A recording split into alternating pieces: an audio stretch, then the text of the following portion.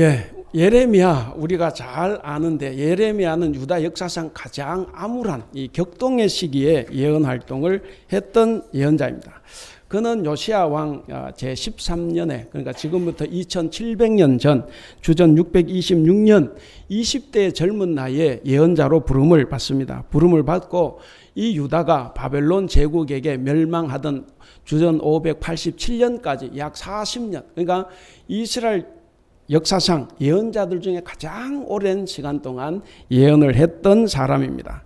그는 자기가 예언한 대로 나라가 패망해 가는 것을 직접 눈으로 목격했던 비운의 예언자였습니다. 그래서 그를 가르쳐 눈물의 예언자다 이렇게 이야기를 합니다.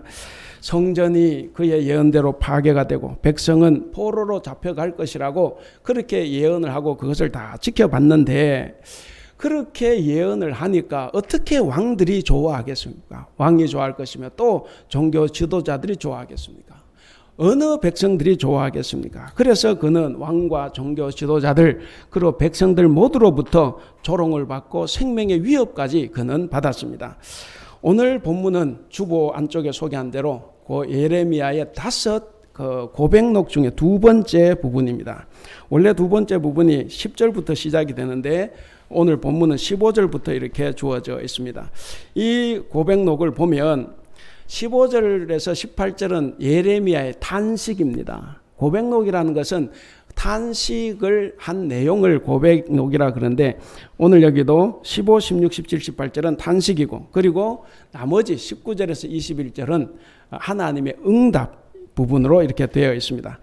그러니까 자기가 선포한 말을 들은 이스라엘 백성들이 자기를 핍박하고 심지어는 죽이려고까지 하니까 얼마나 두렵고 겁납니까? 자괴감에도 빠집니다. 그래서 그가 하나님께 요청을 합니다. 우리 15절 같이 한번 읽어볼까요? 15절 시작. 여호와여 주께서 아시오니 원하건대 주는 나를 기억하시며 돌보시사 나를 박해하는 자에게 보복하시고 주의 오래 참으심으로 말미암아 나를 멸망하지 아니하게 하옵시며 주를 위하여 내가 부끄러움 당하는 줄을 아시옵소서. 그러니까 간단하게 하나님께 뭘 요청하느냐 하면 나의 원수들에게 나를 박해하는 자들에게 보복해달라 하는 거죠. 여러분 하나님의 일을 하다가 내가 지금 이 고난을 당하는 것 아닙니까? 그러니까 하나님이 알아서 이 문제 해결해 주시고 나를 구원해 주세요 하는 이야기입니다. 예레미야는 16절 17절에 보시면 주님 때문에 당한 고난을 다 열거를 합니다. 우리 16, 17절 같이 한번 읽어볼까요? 시작. 만군의 하나님 여호와시여 나는 주의 이름으로 일컬음을 받는 자라. 내가 주의 말씀을 얻어먹었사오니 주의 말씀은 내게 기쁨과 내 마음의 즐거움이오나 내가 기뻐하는 자의 모임 가운데 앉지 아니하며 즐거워하지도 아니하고 주의 손에 붙들려 홀로 앉았사오니 이는 주께서 분노로 내게 채우셨음이니라. 자 여기 보시면 여호와의 말씀 하나님의 말씀 처음에 내가 기쁨과 즐거움으로 받아 먹었습니다. 근데 그 말씀이 심판의 말씀이었고 그래서 내가 심판을 전했는데 그 대가가 내가 사랑하는 공동체로부터 다 외면 배척을 받은 상황입니다. 그러니까 공동체의 어떤 기쁨과 즐거움에도 참여하지 못한 완전히 외톨이가 됐다. 자기는 모든 것을 다 포기했다. 하나님 말씀 때문에. 그리고 하나님의 말씀 어떤 말씀이냐 하면 17절 끝에처럼 주께서 분노로 내게 채우셨다. 바로 분노의 말씀, 하나님 분노의 말씀, 멸망시키고 심판하겠다는 그 분노의 말씀을 내게 채우셨기 때문에 나는 늘 분노로 가득 찼다는 거예요. 그리고 이 분노의 말을 전했을 때 그것으로 인해서 나는 사후에서 완전히 고립된 채로 박해와 수치를 당하고 있습니다. 이게 다 하나님 때문입니다. 라고 지금 말하고 있습니다.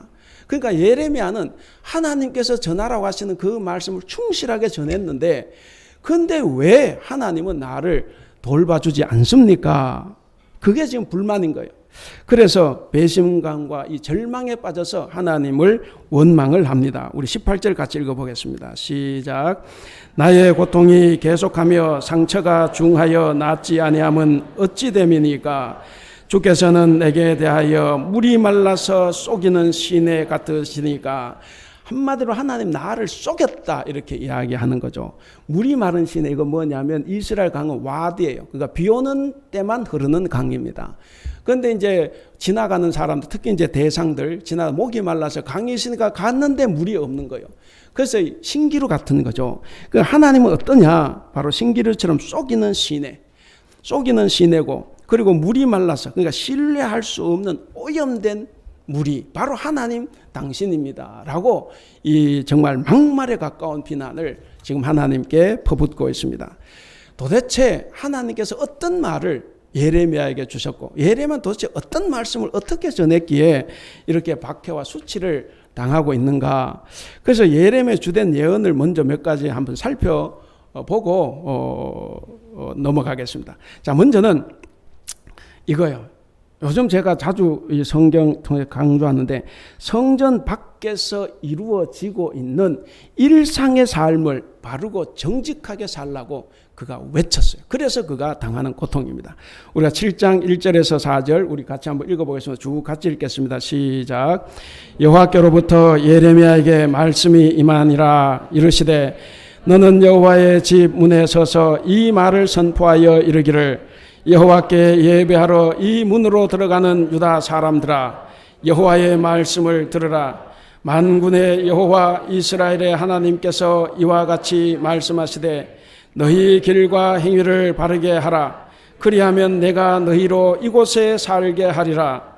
너희는 이것이 여호와의 성전이라, 여호와의 성전이라, 여호와의 성전이라 하는 거짓말을 믿지 말라. 오늘날로 따지면 이런 말입니다. 여러분 교회당 들어오는데 누군가 교회당 앞에 서 있어요. 서서 여러분들 예배하는 여러분들에게 말을 해요. 이 교회는 하나님의 성전이 아니다. 돌아가라. 그렇게 지금 소란을 피우고 예배 행위를 방해하고 있는 거예요. 이렇게 행동했으니까 당시 사람들 얼마나 싫겠습니까? 그래서 그는 당연히 사후에서 성전에서 왕따가 되고 미움을 받고 그리고 박해를 받았던 것입니다. 근데 여기서 중요한 것이 있어요. 그 중요한 것이 뭐냐면 4절입니다. 거기 보면 왜 예레미야가 이곳이 성전이라고 하는 말을 믿지 말라. 그 성전이라는 거짓말을 믿지 말라. 왜 이 말을 했을까? 여러분들 들어오는데 누가 그런 말을 하면 어떻겠습니까? 왜 이 말을 했습니까? 3절의 내용이에요. 그들의 행위가 바르지 않다는 거예요. 성전에서 예배하러 오는 너희 행위가 일상의 삶이 개판이다 하는 겁니다. 여러분, 이 예배당이 하나님을 위해서 지어졌다고 해서 하나님 여기 계실 의무는 없어요. 우리가 하나님을 위해서 뭔가를 지었고 뭔가를 했다고 해서 하나님 거기 계실 필요도 의무도 없습니다. 신앙의 본질은 뭐냐면, 신앙의 본질은 성전에서의 예배가 아닌 바로 일상의 삶에서 올바르게 사는 것입니다. 결국 이스라엘이 왜 망했냐? 이것을 아브라함 시대부터 이어오면서 계속 이걸 이야기한 거예요. 똑바로 살아라고. 그런데 결국에 일상을 제대로 살지 못했기 때문에 결국 망하고 마는 겁니다.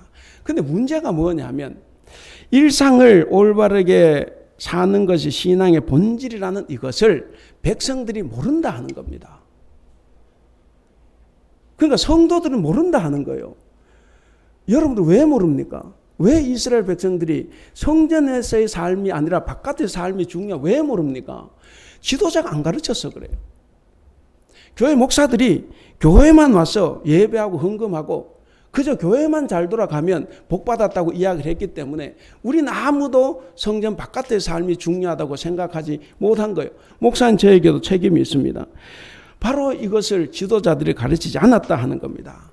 종교 지도자들은 자기들의 지위와 재물과 권력, 힘, 기득권을 지키기 위해서 절대로 이런 것을 가르쳐주지 않았습니다.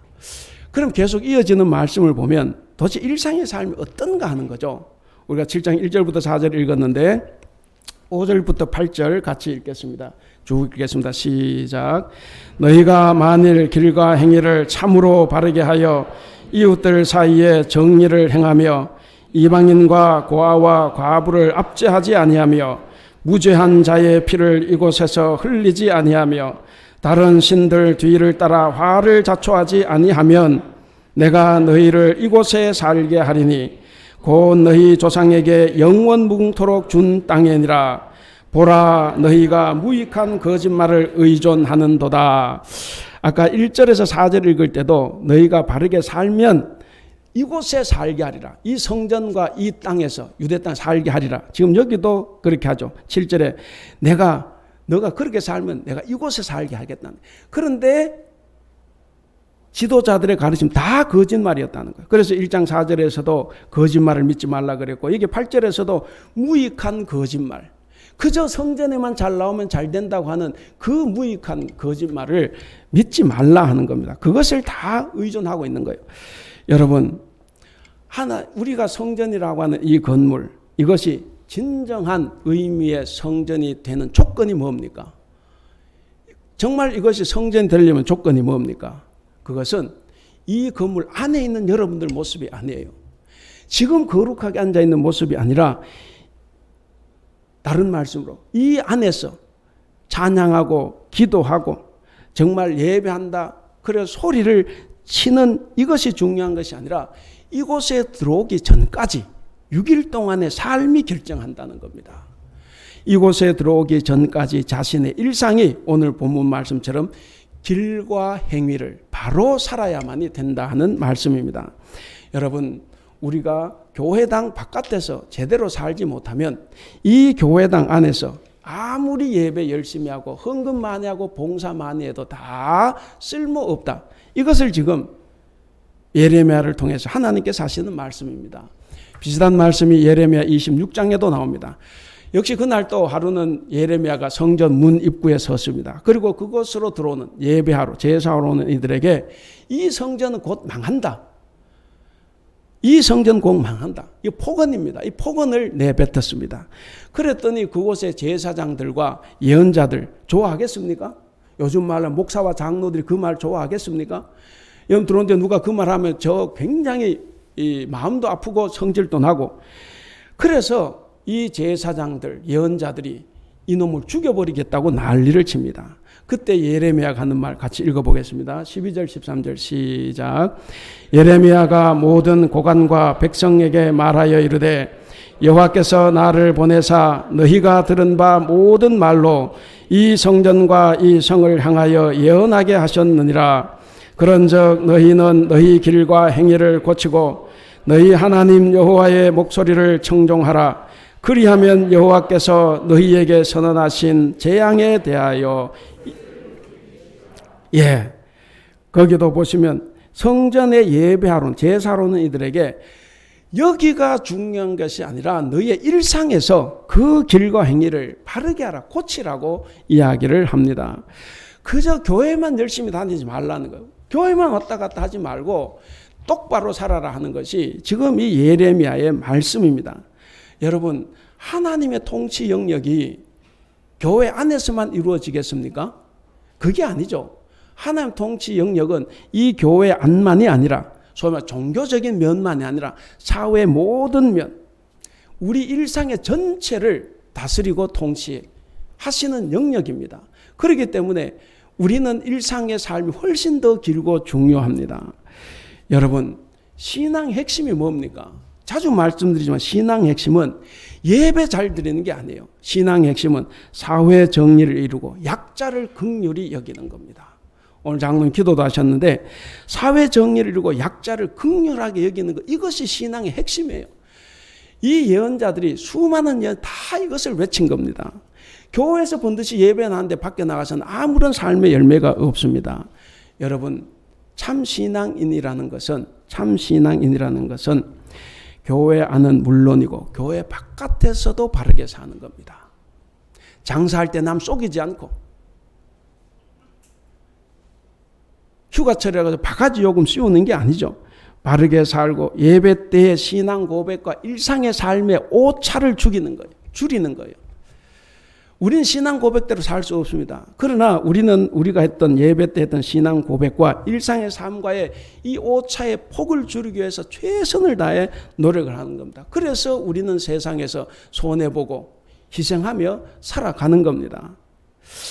두 번째, 도대체 어떤 말씀을 전했기에 이 예레미야가 이렇게 고통을 당하였을까? 두 번째는 거짓 예언과 참 예언을 분별할 수 있는 통찰력이 이들에게 없었다 하는 거예요. 유다 백성들의 일상의 행태는 중병입니다. 고칠 수 없는 불치병이에요. 5장 1, 2절을 보시면 하나님께서 얼마나 답답하시면 이 말씀을 하셨을까? 5장 1, 2절 같이 읽겠습니다. 시작. 예루살렘아 둘러보고 찾아보아라. 예루살렘의 모든 광장을 사차치 뒤져보아라. 너희가 그곳에서 바르게 일하고 진실하게 살려고 하는 사람을 하나라도 찾는다면 내가 이 도성을 용서하겠다. 그들이 주님께서 살아계심을 두고 맹세하고 주님을 섬긴다고 말하지만 말하는 것과 사는 것이 다르다.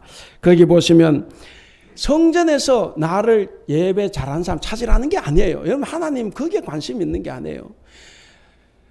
저쪽에서 잘하는 사람이 여기서 예배하는 걸 찾는 거예요. 그러니까 중요한 건 바깥에서 일하는 사람, 거기 보면 바르게 일하고 진실하게 살려고 하는 사람을 예루살렘 거리에 나가서 한 사람은 있는지 찾아보라는 거예요.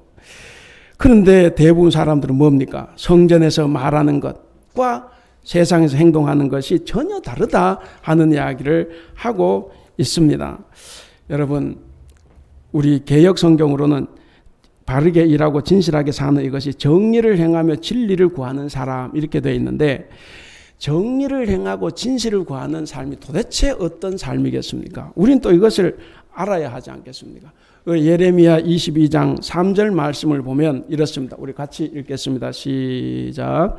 여호와께서 이와 같이 말씀하시되 너희가 정의와 공의를 행하여 탈취당한 자를 압박하는 자의 손에서 건지고 이방인과 고아와 과부를 압제하거나 학대하지 말며 이곳에서 무죄한 피를 흘리지 말라. 그러니까 정의와 이 진실, 이건 뭐냐? 이 말씀을 근거해서 볼 때 외국인 노동자, 외국인들, 고아, 과부, 이런 가난한 사람들, 그리고 사회적인 약자들을 돌보고 그들과 연대하는 거예요. 우리 사회에서 예수님 시대도 이거 잘못하면 빨갱이 됩니다. 가난한 사람 자꾸 위에서 뭘 하면. 근데 성경은 그걸 안 하기 때문에 망한다고 하는 겁니다. 예레미야의 또 다른 한 구절에서 종교 지도자들과 백성들의 영적 상태를 보여주는 말이 있습니다. 5장 31절, 예레미야 5장 31절 같이 읽겠습니다. 시작. 예언자들은 거짓으로 예언을 하며 제사장들은 거짓 예언자들이 시키는 대로 다스리며 나의 백성은 이것을 좋아하니 마지막 때에 너희가 어떻게 하려느냐. 도대체 너희가 마지막 때 어떻게 하려고, 왜 이렇게 말을 안 듣냐 하는 거죠. 여러분, 예레미야 시대 때 예레미야는 가짜 예언자였어요. 그리고 예레미야 시대 참 예언자는 하나냐라는 사람이 있었습니다. 오늘날은 바뀌었지만, 자, 예레미야는 무엇을 예언했습니까? 분노가 가득한 말을 예언했어요. 심판과 재앙을 예언을 했습니다. 그럼 거짓 예언자들은 무엇을 예언했느냐 하면 평화와 구원을 예언합니다. 우리가 하나님 믿기 때문에 항상 평화롭습니다. 절대로 우리는 망하지 않습니다. 하나님 우리를 구원하십니다. 그렇게 하는 거예요. 여러분, 참 예언자는 자기를 부정하고 고난을 감수합니다.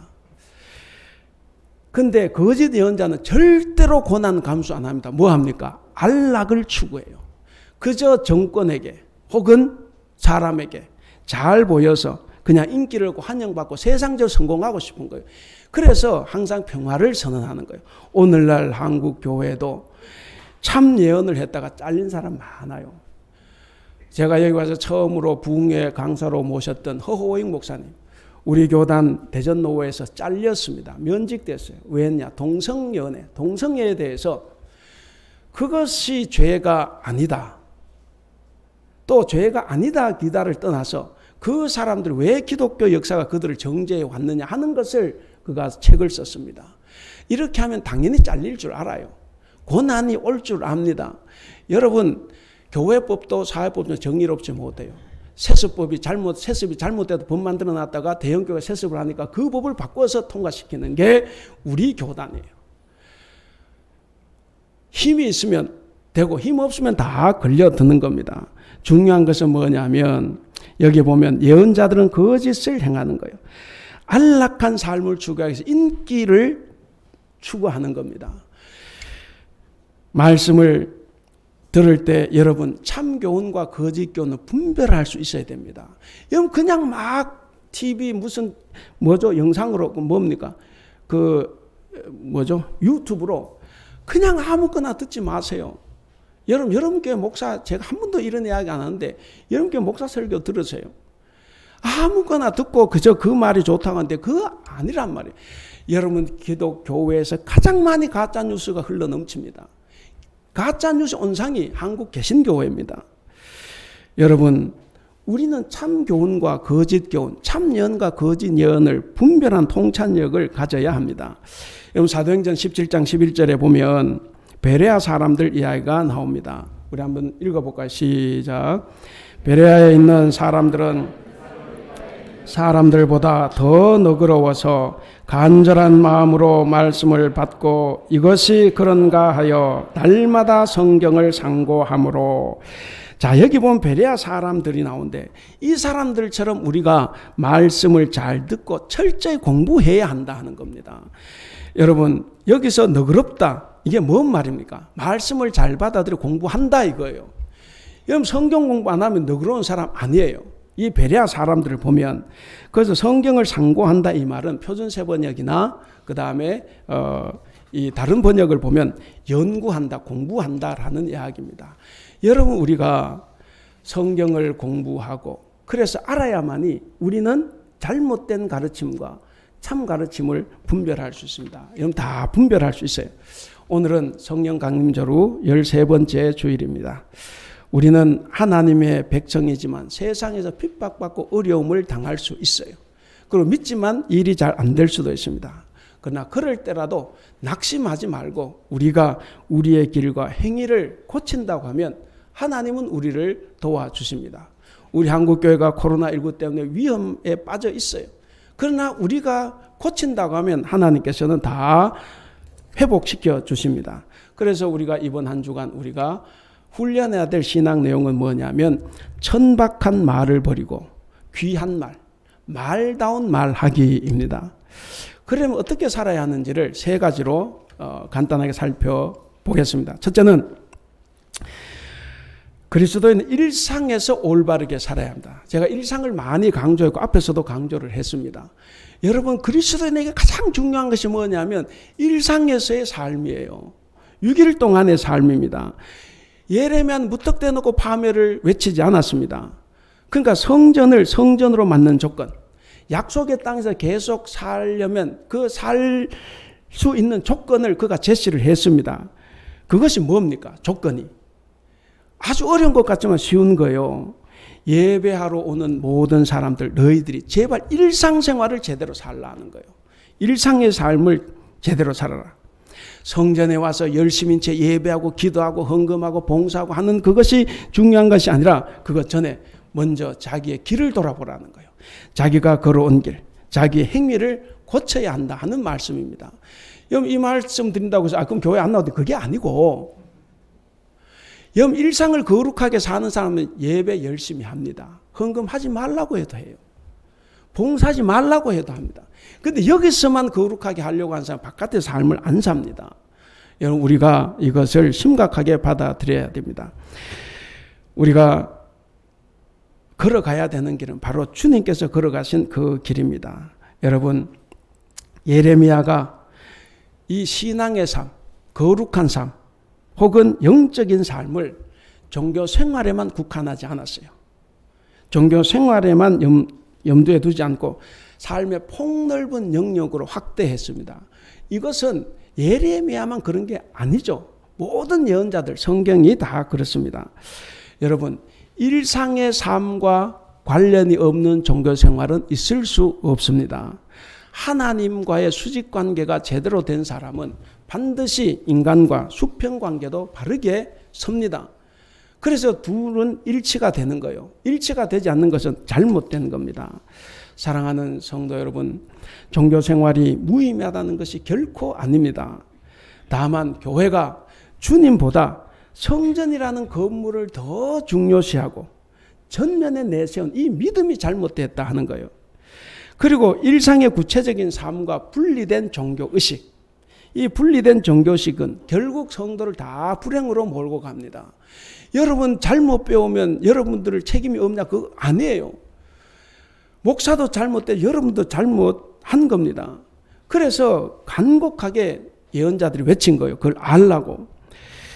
여러분 결국 좋은 의도로 하는데 다 거짓말일 수 있습니다. 중요한 것은 여러분 일상의 삶을 바르고 거룩하게 살아가는 겁니다. 그 다음 두 번째는 이 그리스도인이 가지고 있는 그릇된 선민의식과 잘못된 안전의식 버려야 됩니다. 그릇된 선민의식, 잘못된 안전의식. 여러분 예레미야는 유다 백성들이 이런 잘못된 이 선민의식, 안전의식을 가지고 있으면서 하나님 말씀에 역행하며 사는 거예요. 자기들 생각 때문에 하나님 말씀에 역행하고 살면서도 회개할 줄 모르는 이 사람들을 깨우쳐 주려고 노력한 겁니다. 그러나 그들은 지금 가지고 있는 재물로도 권력으로도 힘으로도 충분히 내가 잘 먹고 잘 사는데 회개하러 가니까 그게 싫은 거예요. 그래서 그를 죽이려고 한 겁니다. 회개는 누가 해야 되느냐? 못 사는 사람들, 가난한 사람들, 지지리도 못난 장애인들, 성소수자들, 사회약자들, 창기들, 그 사람들이나 회개하는 거지 우리는 회개할 게 없다 하는 겁니다. 성경 읽어도 회개할 것이 안 보이면 심각한 중병이죠. 제가 늘 말씀드리지만 성경의 목적이 뭡니까? 읽으면 회개할 것이 보여야 되는 겁니다. 여러분 오늘날 또 마찬가지입니다. 성도가 교회 안에 있고 하나님을 믿기 때문에 안전하다고 하는 생각 천만의 말씀입니다. 우리는 하나님 믿기 때문에 성전에 나오면 바이러스도 물러간다. 여러분 이런 그릇된 이 가르침이 지금 이 한국 교회를 힘들게 하는 겁니다. 우리는 잘 알아야 됩니다. 교회가 커지고 힘 좀 생기니까 좀 유명하다고 사회적인 소수자들을 마구 욕합니다. 비난합니다. 그리고 툭하면 광화문으로 쫓아갑니다. 여러분 그것이 중요한 것이 아니라 내 속에 있는 죄가 훨씬 더 크고 중요해요. 그 사람들의 죄를 내가 말할 것이 아니라 내 눈에 있는 들보가 훨씬 더 큽니다. 여러분 우리는 남을 비난하고 남을 정죄하는 일에 조심해야 됩니다. 우리는 이들에게도 이런 하나님의 말씀을 가감 없이 전해서 그들이 잘못되었다는 것을 깨우치게 해야 되는데 참으로 어렵습니다. 여러분 오늘날 또 예레미야처럼 하나님의 말씀을 충실하게 전하다가 정말 고난당하고 고통받는 사람들이 많이 있어야 되는데 그렇지 않다는 것이 문제입니다. 저를 포함해서 그렇습니다. 여러분 하나님의 말씀을 듣고 행하지 않으면 너 망한다. 그것을 전하지 않아도 너는 망한다. 전하라는 말씀을 전하지 않거나 전하라는 말씀을 잘못 전해도 너는 망한다. 그리고 전하라고 하는 말씀을 지 입장에 따라서 인기 얻고 뭐 하기 위해서 변질시키는 것, 다시 말하면 배달 사고를 일으키는 자도 망한다. 이 말이 선포돼야 되는 겁니다. 근데 그 말 함부로 못해. 왜? 그럼 교인들 다 죽으니까. 그래서 교회 안에서는 늘 은혜로운 말만 넘칩니다. 그래서 중병을 앓고 있는데도 이 이스라엘 백성들은 회개할 줄 모르고 그렇게 살다가 다 망하는 거예요. 물론 저부터 회개합니다. 이런 배달 사고 때문에 모두를 다 멸망으로 내몰아 갑니다. 그래서 여러분들 저를 위해서 그리고 우리 전도사님들을 위해서 그리고 교회 학교 교사들을 위해서 그리고 구역장들을 위해서 기도해 주셔야 됩니다. 가르치는 사람들이 잘 가르치고 하나님의 말씀을 잘 전달을 해야 됩니다. 말씀을 전하는 자가 더욱 소명감을 가지고 하나님의 말씀을 전해야 됩니다. 전하다가 고난과 박해를 받더라도 그것이 옳다고 하면 전할 수 있는 그런 것이 필요합니다. 성도 여러분, 하나님의 말씀을 전하다가 치욕을 당하고 고통을 당한다고 하면 그것은 전하는 자의 복이에요. 제가 그렇게 하다가 고난 당하고 고통 당하면 그건 저의 복입니다. 근데 반대로 말씀을 듣고 회개하고 돌이킨다고 하면 그것은 듣는 자의 복입니다. 저와 여러분이 다 그런 복 받는 자들이 될 수 있기를 바랍니다. 마지막 세 번째는 오늘 제목 말씀입니다. 그리스도인은 헛된 말을 버리고 귀한 말을 해야 됩니다. 그러니까 천박한 말, 시시한 말을 버리고 말 같은 말, 귀한 말, 말다운 말을 해야 한다는 겁니다. 예레미야는 처음에 자부심을 가지고 기뻐하며 하나님의 말씀을 받아들여서 예언자가 됐어요. 오늘 16절에 나오죠. 그러나 그런 즐거움과 기쁨도 잠깐이었습니다. 예언자는 그저 외톨이로 전락하고 괴로워했습니다. 다른 이들과 어울릴 수가 없어요. 왜? 그 말씀이 멸망을 선포하는 것이니까. 그래서 아내도 자식도 친구들도 다 떠났습니다. 홀로 소외되고 홀로 아파합니다. 끝없는 고통 속에서 예레미야는 드디어 하나님을 원망합니다. 아까 18절 말씀처럼 하나님이 거짓말장이라는 거죠. 물이 말라서 쏘기는 시내와 같이 하나님은 거짓말장입니다. 왜 나를 구원해 준다고 하고 보호하신다고 해놓고 그러지 않냐 하는 겁니다. 여러분 얼마나 이게 아프면 오늘 5가지가 나왔잖아요. 고백록이 얼마나 그게 힘들고 고통스러우면 시시때때로 하나님을 원망하고 하나님께 불만을 터뜨리겠습니까? 그런데 하나님의 대답이 정말 너무 충격적입니다. 우리가 19절을 보겠습니다. 예레미야가 15절 18절 그렇게 한탄했는데 하나님 전혀 대꾸하지 않고 단도직입적으로 말씀하십니다. 19절 같이 읽겠습니다. 시작. 여호와께서 이와 같이 말씀하시되 네가 만일 돌아오면 내가 너를 다시 이끌어 내 앞에 세울 것이며 내가 만일 헛된 것을 버리고 귀한 것을 말한다면 너는 나의 입이 될 것이라. 그들은 네게로 돌아오려니와 너는 그들에게로 돌아가지 말지니라. 뭡니까? 한마디로 쓸데없는 말 하지 말라는 거예요. 그러니까 우리가 보면 예레미야의 말이 맞아요. 여러분 예레미야 편에 서겠습니까? 하나님 편에 서겠습니까? 우린 예레미야 편에 서고 싶어요. 예레미야가 충분히 이해가 갑니다. 그런데 하나님은 쓸데없는 말, 헛된 말, 거짓된 말, 그리고 천박한 말을 버려라고 이야기를 하십니다. 다만 네가 회개하고 돌아선다면 내가 너를 다시 세워주겠다 하는 이야기입니다. 거기에 네가 돌아오면 이 말 있지 않습니까? 이게 무슨 말입니까? 그러니까 지금 네가 죄 가운데 있다 하는 거예요. 지금 네가 나의 예언자이면서 뭡니까? 단식하고 불평하는 이 시간은 나를 떠나 있는 시간. 그래서 너는 지금 죄 가운데 있다 하는 겁니다. 그리고 그런 불평과 탄식은 제법 그럴듯하지만 하나님 입장에서 단칼에 거절하십니다. 천박한 말이에요. 천박한 말. 여러분 저도 이런 천박한 말을 수도 없이 했습니다. 혹시 여러분들은 그렇지 않습니까? 여기 천박한 말이 뭡니까? 천박하다고 하는 것은 그의 무죄 주장이 천박하다는 게 아니에요. 그것이 아니라 하나님 행위에 대해 정당성의 의문을 제기한 거예요. 하나님 행위에 대한 정당성, 여기에 의문을 제기한 것이고, 또 하나는 내가 이렇게 공로가 많은데 왜 보상해 주지 않냐? 이것이 헛된 말이라는 겁니다. 내가 교회 나서 이렇게 일하고 열심히 했는데 왜 나 장로 안 시켜줘? 왜 나는 이렇게 큰일을 했는데 왜 나를 이 정도밖에 대접하는? 이거 뭡니까? 이거 천박한 말이라는 거예요. 우리는 그럼 없기 때문에 제가 막 하는 거예요. 여러분 살면 이런 천박한 말을 나는 하지 않았나? 정말 부끄럽습니다. 여러분 하나님의 이 말씀을 우리가 잘 들어야 됩니다. 우리 모두는 하나님과의 관계에서도 자기의 공로를 내세우고 자기의 이익을 도모하는 이런 천박한 말을 다 버려야 합니다. 하나님은 단칼에 거부하셔요. 그리고 인간과의 관계에서도 천박한 말을 버려야 합니다. 내 이웃조차 사랑하지 못하고 용서하지 못하는 이런 천박한 행동. 그리고 시시때때로 남을 비난하고 정죄하는 이런 천박한 말들을 우리는 버려야 합니다. 이제 말씀을 맺겠습니다. 인터넷 글에 나와 있는 게 몇 가지가 있는데 2가지만 이야기하겠습니다. 마스크를 착용하라는 것은 그 입 다물라라는 뜻이다.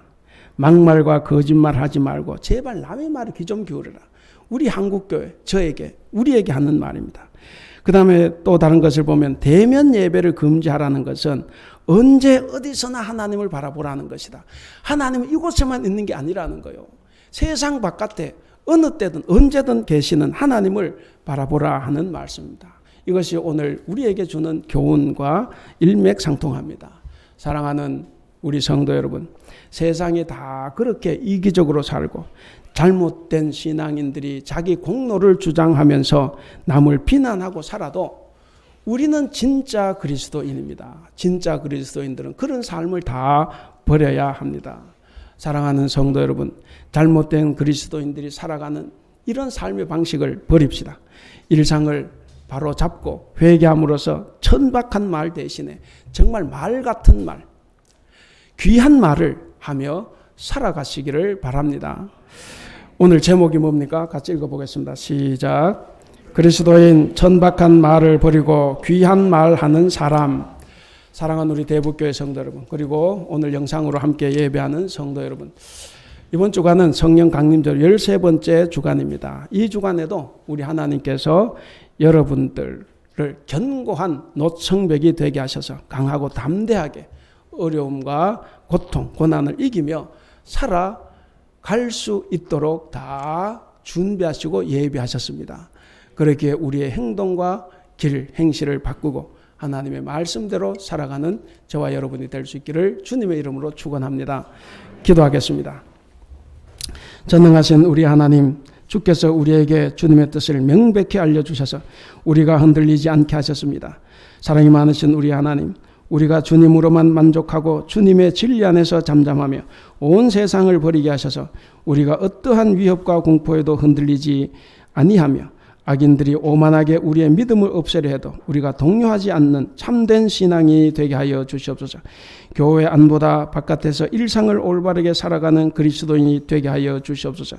그릇된 소민의식과 잘못된 안전의식으로 세상에 생명을 줘야 할 교회가 바이러스를 퍼뜨리는 온상이 되지 않도록 주님 도와주시옵소서.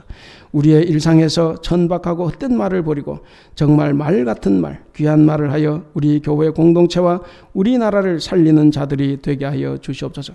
감사하며 우리 주님 예수님의 이름으로 기도하옵나이다. 아멘.